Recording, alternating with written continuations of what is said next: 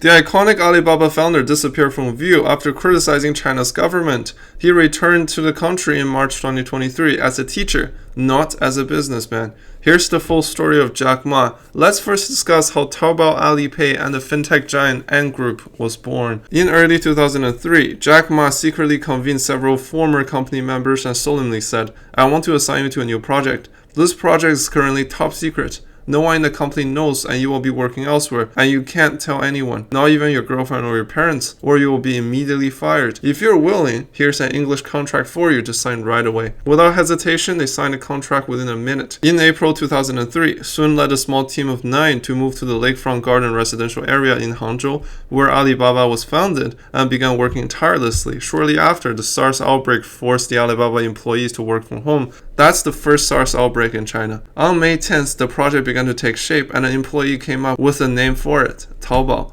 Jack Ma, Sun, and others celebrated online. Taobao was not a B2B, buyer-to-buyer commercial platform. It was positioned as a C2C, consumer-to-consumer platform. The reason for the initial secrecy was that there was already a C2C giant in the Chinese market, EachNet. In July 2003, EachNet was acquired by eBay, the pioneer of C2C e-commerce in the US, and was renamed eBay EachNet, dominating over 90% of China's C2C market. That same month, Taobao officially launched. eBay's president, Meg, did not take Taobao seriously. To outsiders, the competition between Taobao and eBay seemed like an ant fighting an elephant. However, Jack Ma was not worried. He used a 3-step strategy to make eBay struggle in the Chinese market. The first step was to make as many things free as possible. eBay used the pay method at the time when sellers had to pay to list products. In China, they followed the same model, but Taobao did the opposite by announcing that sellers could join the platform, list products, and conduct transactions without any fees. This attracted a large number of small and medium-sized sellers. eBay initially saw Taobao's free strategy as commercially unsustainable and unhealthy. This strategy of using free services to defeat competitors and then establishing their own fee structure proved effective. Jack Ma's second step was akin to surrounding cities from the countryside. At that time, eBay had signed an exclusive advertising agreement with China's three major portal websites, preventing Taobao from advertising on these portals. Faced with these blockades, Jack Ma devised the strategy of surrounding the cities from the countryside. He targeted small and medium-sized enterprises that had partnership with Alibaba, placing Taobao advertisements on their websites. Offline, he advertised in places integral to daily life, such as subway station, bus stop, elevators, and even ventured into the entertainment industry by embedding ads in movies and TV shows. However, the decisive move that gave Taobao an overwhelming victory was Ma's third step, launching Alipay. Although Taobao's user numbers were growing, actual transactions were rare because few people trusted strangers online. Most transactions that did occur were local, involving in-person exchanges of goods and money. He believed that Taobao could only truly flourish by establishing trust between buyers and sellers. In this context, Alipay, a third-party payment tool, was launched in October 2003. When buyers placed orders and paid through Alipay, the money was deposited into a bank-managed escrow account, Taobao's corporate account. Taobao then notified the seller to ship the goods. Once the buyer received the goods and confirmed they matched the description, Taobao released the payment to the seller. The system effectively resolved the trust issues in online shopping. He declared that if anyone had to go to jail for this initiative, he would take the fall. That night, he called his team and ordered the immediate launch of Alipay project. In this context, Alipay, a third-party payment tool, was launched in October 2003. When buyers placed orders and paid through Alipay, the money was then deposited into a bank-managed escrow account. The widespread adoption of Alipay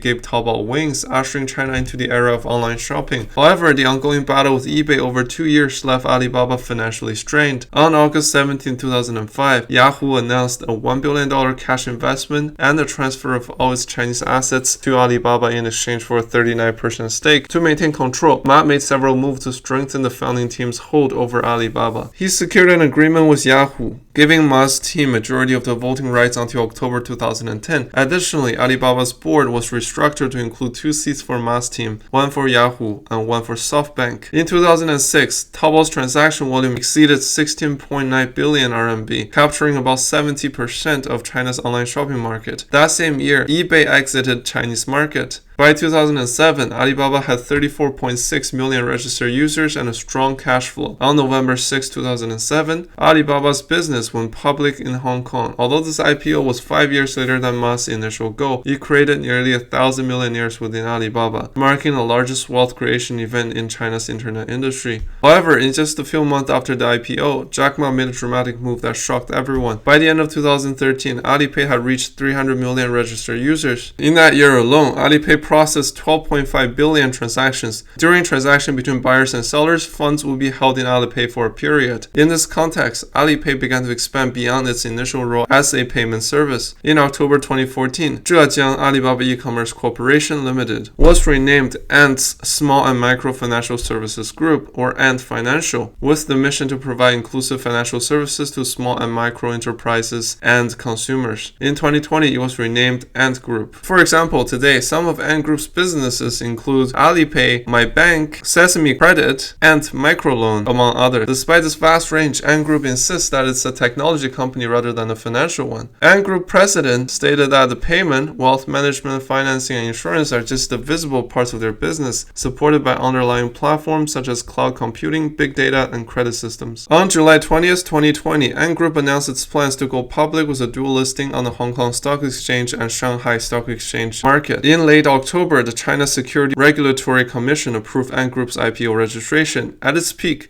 Ant Group's valuation reached 2.1 trillion RMB. From October 23rd to 25th, 2020, the China Finance 40 Forum held the second Bund Summit in Shanghai. On the second day of the conference, Jack Ma delivered a 20-minute speech with several controversial remarks. He criticized China's banking system, likening it to a pawn shop, and argued that regulation was stifling innovation. He stated, "Today's banks continue to have the pawn shop mentality. Collateral and guarantee are just pawn shops. Supervision and regulation are two different things. Chinese supervision stifles growth, and regulation agencies intervenes to cause problems. We cannot manage airports with the same methods used for train stations, nor can we govern the future with yesterday's methods." Jack Ma was commenting on the crackdown on private enterprises and increased regulatory scrutiny on big tech companies. Following this speech, Jack Ma quickly disappeared from the public eye. On November 2nd, 2020, the People's Bank of China, the China Banking and Insurance Regulatory Commission, the China Security Regulatory Commission, and the State Administration of Foreign Exchange summoned Jack Ma and two other Ant Group executives for a regulatory meeting. On November 6th, Ant Group initiated the refund process for its A-share IPO subscriptions. Some people say that Jack Ma, after years of success, had become overconfident, but his confidence is somewhat understandable. The e-commerce empire he built has transformed the lifestyle of 1.4 billion Chinese people. Jack Ma might have believed that his influence was sufficient to change China's regulatory landscape, which is why he felt bold enough to speak out. Throughout his entrepreneurial journey, despite numerous challenges, Jack Ma always managed to navigate through crisis. Foreign media suggested that Ma's sudden disappearance and the halting of Ant Group IPO were due to his remarks offending high-level officials. Many domestic media outlets and blogs, however, pointed out that Ant Group has significant issues of its own, with excessively high leverage and a business model that exploited regulatory loopholes. On the evening of July 7, 2023, China's top financial regulator announced that most of the significant problem with Ant Group had been rectified and that it would now be subject to regular oversight. Ant Group was fined 7 billion RMB for various infractions, including violating consumer protection laws, misleading financial marketing practices, and operating the mutual insurance product without proper authorization. Regulators also ordered Ant Group to shut down the side business in question and compensate consumers appropriately. Alongside Ant Group, other companies, including those represented by Tencent, were also investigated and penalized. On March 27, 2023, after a long absence, Jack Ma reappeared in China, visiting the Yungu School in Hangzhou with Alibaba executives. On December 29, 2022, the central bank announced that Alipay no longer had a single controlling shareholder. Jack Ma had stepped down as the CEO of Alibaba in 2013 already and announced his full retirement in 2019. Despite his retirement, Jack Ma remains a permanent partner of Alibaba, meaning that he will inevitably continue to influence the company's future. Looking back at Jack Ma's decades-long entrepreneurial journey, he opened the door to the world of e-commerce for Chinese people and ushered in a new era of fintech. However, his career has not been succeeding without controversy. The People's Daily once published an article about Jack Ma titled, "There's no Jack Ma era, only Jack Ma in the era." However, it's worth noting that not everyone in the era can become Jack Ma. Ma has often cited Forrest Gump as his greatest inspiration. Indeed, considering his failures in the college entrance exams, constant rejection during job hunts, and the initial lack of understanding from others during his early entrepreneurial days, Jack Ma's story underscores the importance of unwavering faith and an indomitable spirit.